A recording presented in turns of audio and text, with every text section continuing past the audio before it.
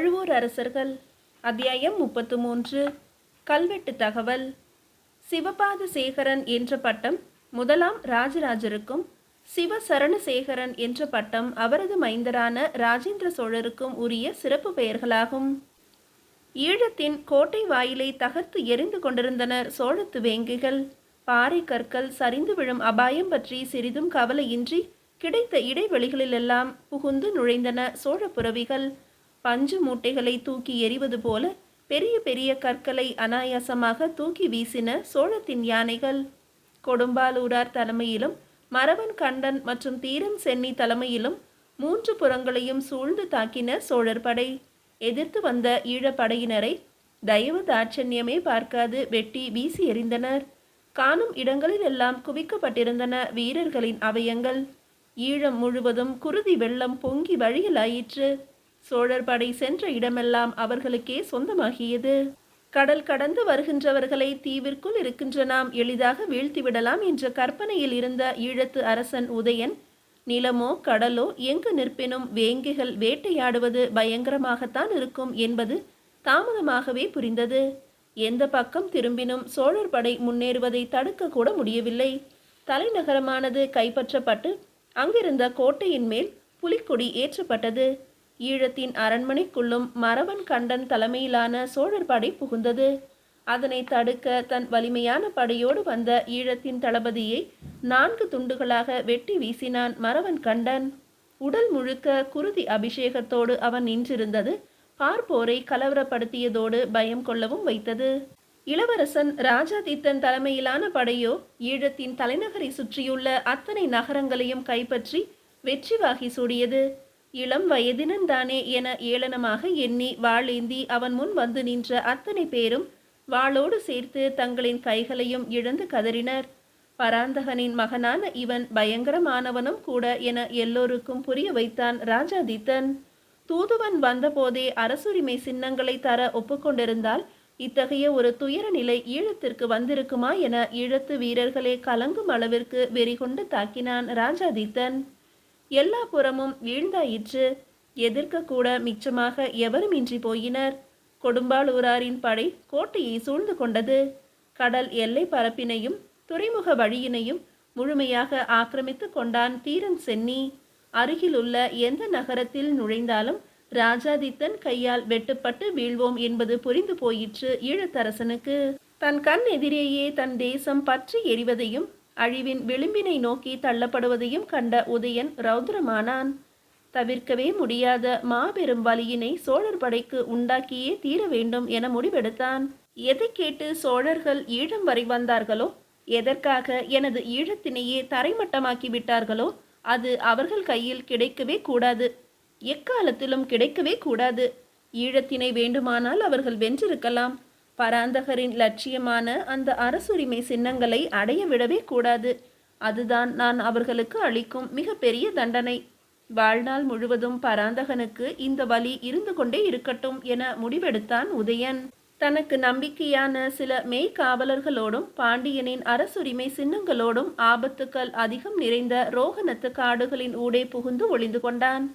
ஈழத்தரசன் ஓடிவிட்டான் என்றதும் சோழர் படை வெகுண்டு எழுந்தது. ரோகணத்து காடுகளிலும் ஊடுருவியது. மிகவும் பயங்கரமான வன விலங்குகள் நிறைந்ததும் ஆங்காங்கே யானைகளையே விழுங்கக்கூடிய அளவிற்கான சதுப்பு நிலக்குழிகளும் உயிரோடு எதனையும் உள்ளிழுத்து கொள்ளும் புதை குழிகளும் நிறைந்த ரோகணத்து காடானது பெரும் சவாலாக இருந்தது சோழர் படைக்கு. எதிரி எங்கே, எத்திசையில், எந்த பகுதியில் ஒளிந்திருக்கிறான் என்றே தெரியாதது ஒரு புறம்.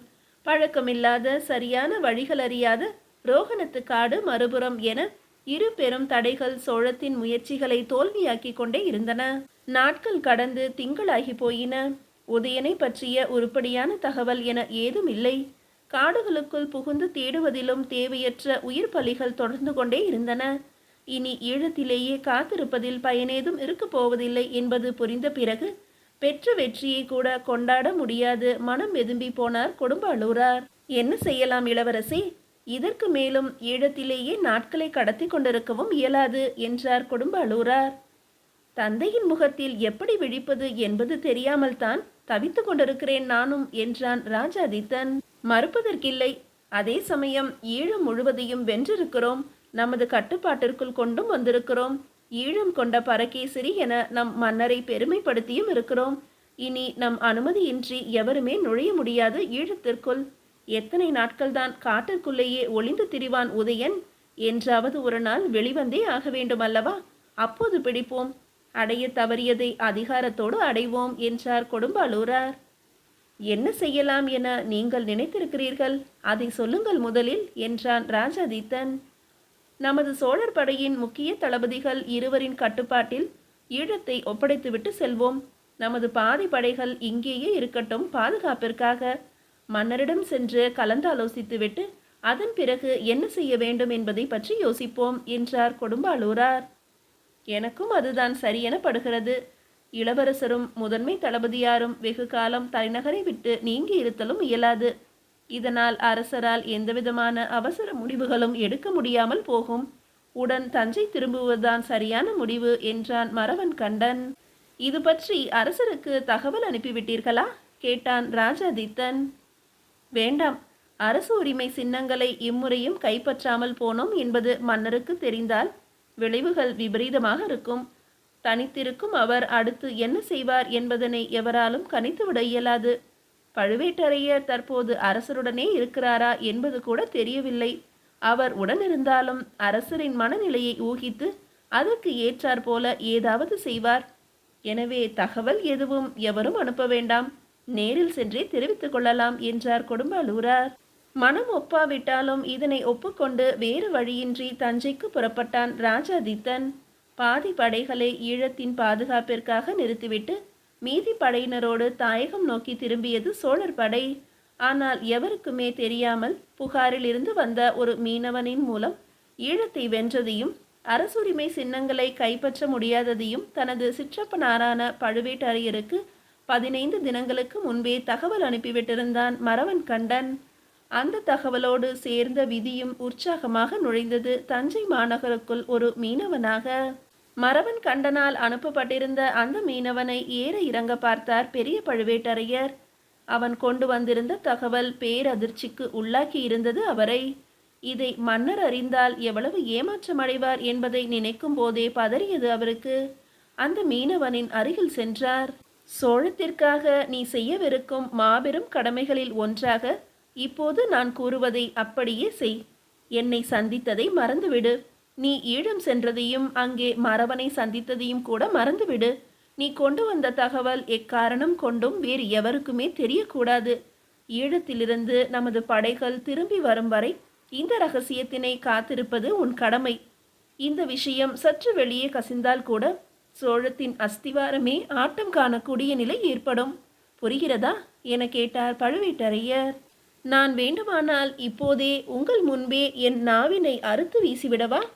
பேச்சு என்று ஒன்று இருந்தால்தானே ரகசியம் வெளிவரும். நாவென்று ஒன்று இருந்தால்தானே பேச்சு வரும் என கேட்ட அந்த மீனவனை கரம் குவித்து வணங்கினார் பழுவேட்டரையர். போதும், நீ சொன்னதே போதும். போய் வா. வாழ்வின் ஏதோ ஒரு நேரத்தில் நீ கேட்கும் எதையும் நான் உனக்காக செய்வேன். இது பழுவேட்டரையனின் உறுதி உனக்கு என்றார் பழுவேட்டரையர். வருகிறேன் ஐயா. இப்படி ஒருவன் வந்து உங்களை சந்தித்தான் என்பதை நீங்களும் மறந்துவிடுங்கள். வருகிறேன் என கூறிய அவன் வந்த சுவடு தெரியாமல் மறைந்தான். அவன் சென்ற பிறகு ஆழ்ந்து யோசித்தார் பழுவேட்டரையர். ஒரு ஓலையை எடுத்து விரிவாக எதையோ எழுதினார். தனது நம்பிக்கைக்குரிய ஒரு உப தளபதியை அழைத்தார். இதை எடுத்துக்கொண்டு உடனே ராஷ்டிரகூடத்து குந்தள நாட்டிற்கு போ. அங்கு மன்னரையோ இளவரசனையோ மட்டுமே சந்தித்தால் இந்த ஓலையினை கொடு. வேறு எவரிடமும் இந்த ஓலை சேரவே கூடாது. எனது லட்சினை தாங்கிய மோதிரத்தினையும் கொண்டு செல். எவர் கேட்பினும் தயங்காமல் என் பெயரை பயன்படுத்து. இதனை கொடுப்பதோடு உன் பணி முடிந்துவிடவில்லை. உடனடியாக இதற்கான பதில் தேவை என நானே கேட்டனுப்பியதாக கூறு. அவர்கள் தரும் பதிலை வார்த்தையாகவோ ஓலையாகவோ பெற்று உடனேயே என்னிடம் திரும்பு. உனக்காக தஞ்சையிலேயே காத்திருப்பேன் நான். சோழ பேரரசிற்காக நீ செய்ய போகும் இப்பணியில்தான் சோழத்தின் எதிர்காலமே அடங்கி உள்ளது என்பதை புரிந்து கொள் என்றார் பழுவேட்டரையர். தங்களின் எதிர்பார்ப்பும் நம்பிக்கையும் என்றும் வீண் போகாத தலைவரே. விரைவில் வருகிறேன் என்ற அந்த உபதளபதி பறந்தான் தனது புரவியில் குந்தள நாட்டை நோக்கி. ஈழத்திலிருந்து சோழர் படைகள் திரும்புவதற்குள் இவன் திரும்பி வந்துவிட வேண்டும் எம் இறையே என உள்ளுக்குள் வேண்டிக் கொண்டார் பழுவேட்டரையர். அவன் சென்ற சிறிது நேரத்திற்கெல்லாம் பழுவூரில் இருந்து ஊர் தலைவர்கள் வந்துள்ளனர் என்பதை அறிந்தவுடன் அவர்களோடு விவாதிக்க ஆரம்பித்தார். என்ன அவசரம்? இத்தனை தூரம் பிரயாணித்து என்னை காண வந்திருக்கிறீர்களே, உன்னை ஏதாவது தர சொல்லட்டுமா?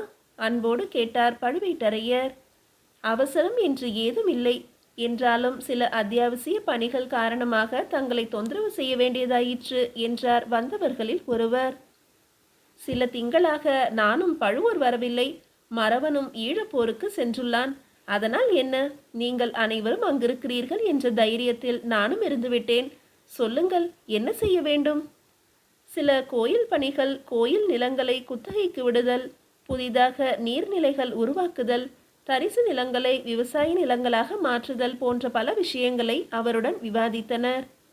தேவையான உத்தரவு ஓலைகளை அங்கேயே எழுதி தன் லட்சினையிட்டு தந்தார் பழுவேட்டரையர்.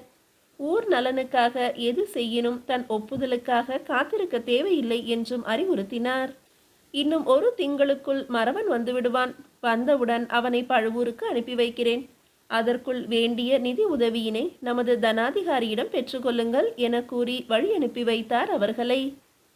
கொடும்பாளூரார் ஈழம் சென்ற நாளிலிருந்து சோழ நிர்வாகத்தின் பல விஷயங்களில் தாமே முடிவெடுக்க வேண்டியிருப்பதால் தம் ஊரான பழுவூர் பற்றிய நினைப்பே இல்லாது போனது பற்றி தன்னையே நொந்து கொண்டார். சிறிது ஓய்வெடுத்துவிட்டு மாலை அரசரை சந்திக்கலாம் என நினைத்திருந்த வேளையில் அவரது மாளிகையின் வெளியில் புரவியின் குளம்பு சத்தம் கேட்க எவரோ வந்திருக்கிறார்கள் என்பது புரிந்தது. ஐயா, கங்க நாட்டிலிருந்து ஒரு வீரன் வந்திருக்கிறான். உங்களை சந்தித்தே ஆக வேண்டும் என்று உறுதியாக நிற்கிறான் என்றான் உள்ளே வந்த வாயிற்காவலன். கங்க நாட்டிலிருந்தா? என்னை காணவா? இது என்ன அடுத்த சோதனை என எண்ணியவாறே வரச்சொல் அவனை என்றார். அந்த வீரன் உள்ளே நுழைந்தான். அதிகம் களைத்திருந்தான். ஓய்வே எடுக்காமல் பிரயாணித்திருக்கிறான் என்பது அவனை பார்க்கும் போதே தெரிந்தது. வணக்கம் பழுவேட்டரையரே, நான் கங்க நாட்டு அரசர் பிருத்வி பீதியால் அனுப்பப்பட்டிருக்கிறேன். சோழத்து அரசரை காண வேண்டும் என்பது எனக்கு கொடுக்கப்பட்ட உத்தரவு.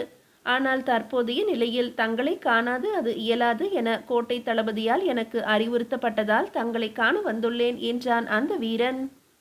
என்ன விஷயம் வீரனே? தனது இடையில் சொருகி வைத்திருந்த ஒரு ஓலையை எடுத்து மரியாதையோடு அவரிடம் நீட்டினான் அந்த வீரன். அதை வாங்கி படித்தார் பழுவேட்டரையர். மனதில் உற்சாகம் பரவ ஆரம்பித்தது அவருக்கு. எம் இறையே, அவனி கந்தர்ப்பத்து ஈசனே, எப்போதெல்லாம் நான் சோர்வடைகிறேனோ அப்போதெல்லாம் இதுபோல ஏதாவது ஒன்றினை நிகழ்த்தி என்னோடு நீ இருப்பதை உணர்த்தி விடுகிறாய் ஐயனே என மனமுருக நன்றி கூறினார். அந்த வீரனை நோக்கினார். வீரனே, உங்களின் மன்னர் விரும்பியது நடக்கும். இது சோழத்தின் சார்பில் நான் அளிக்கும் உறுதி என மன்னரிடம் தெரிவித்துவிடு. கூடவே என்னுடைய வணக்கங்களையும் கூறிவிடு. விரைவில் எங்கள் மாமன்னரை சந்திக்கலாம் என நான் தெரிவித்ததாக கூறு. கங்க நாட்டிற்கும் சோழத்திற்குமான உறவு நீடித்து நின்று தொடரும் என தெரிவித்துவிடு என்றார் பழுவேட்டரையர். நன்றி ஐயா, நான் விடைபெறுகிறேன் என அந்த கங்க வீரன் நகர முற்பட தமது வாயிற்காவலனை அழைத்தார் பழுவேட்டரையர். இவரை நமது விருந்தினர் மாளிகையில் தங்க வைத்து நன்றாக உபசரித்து அனுப்பு.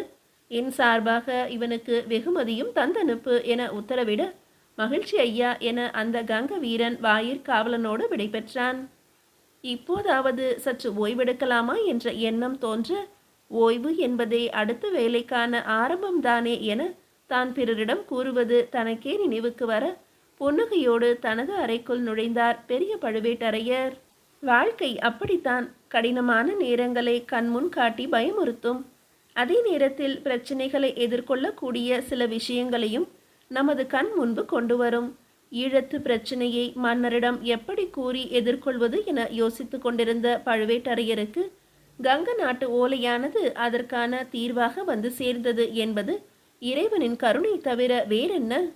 மீதியை அடுத்த அத்தியாயத்தில் காணலாம்.